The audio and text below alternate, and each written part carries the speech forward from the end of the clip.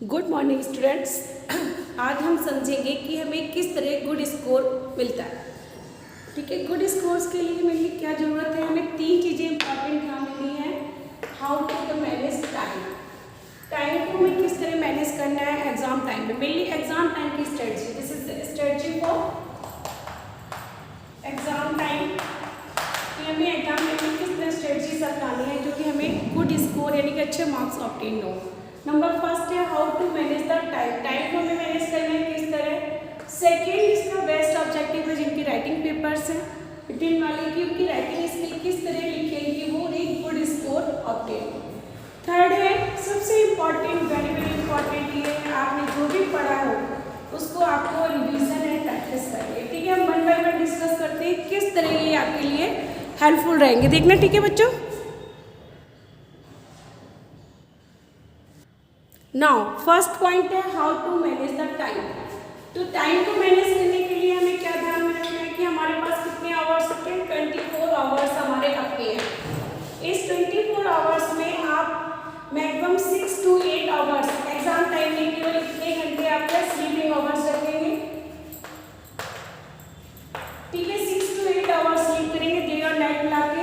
इसके अलावा हमारे पास कितने आवर्स बचे हैं, 8 3 24 यानी 16 आवर्स आपके बचे हैं। 16 आवर्स में आप 2 आवर्स अपने अदर वर्क के लिए निकाल लीजिए।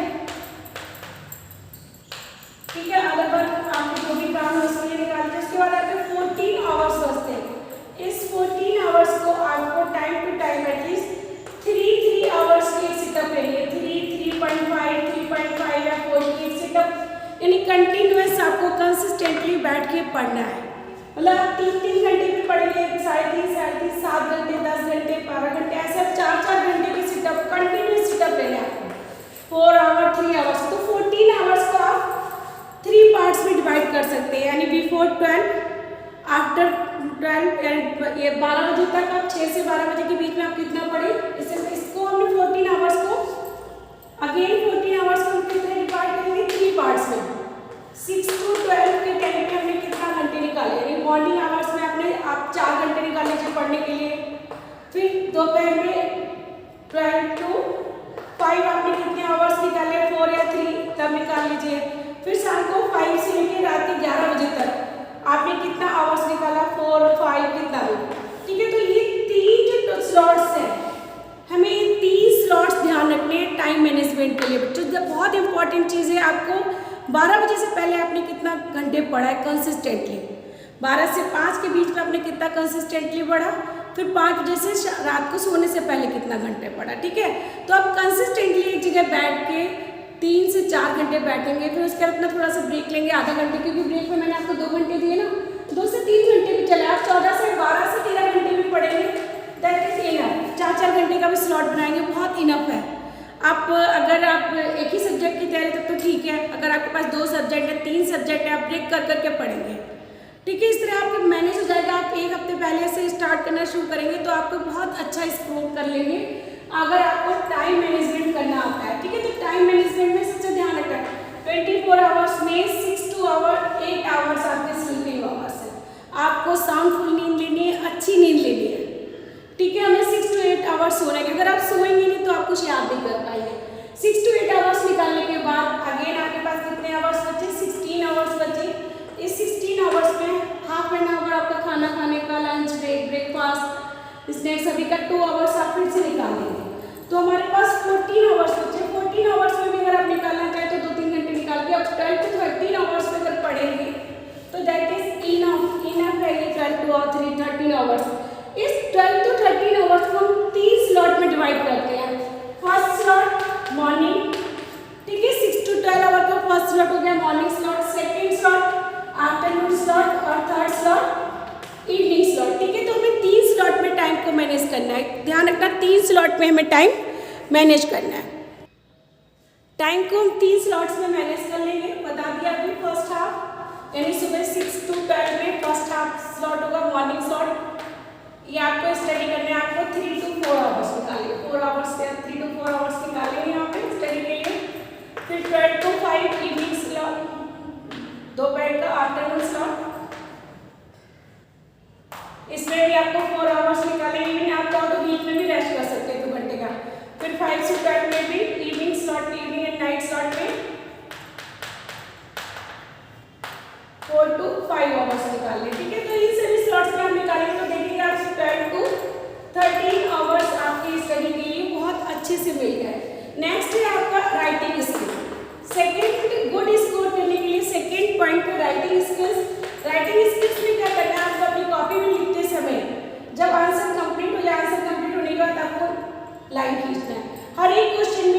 ऑप्शन नंबर 1 बी मिडिल में लिखेंगे, उसके बाद यहाँ से लिखना शुरू करेंगे, एक लाइन ये छोड़ेंगे लिखने के बाद, फिर ये लास्ट की लाइन छोड़ेंगे। जितना स्पेसिंग करेंगे तो गुड स्पेसिंग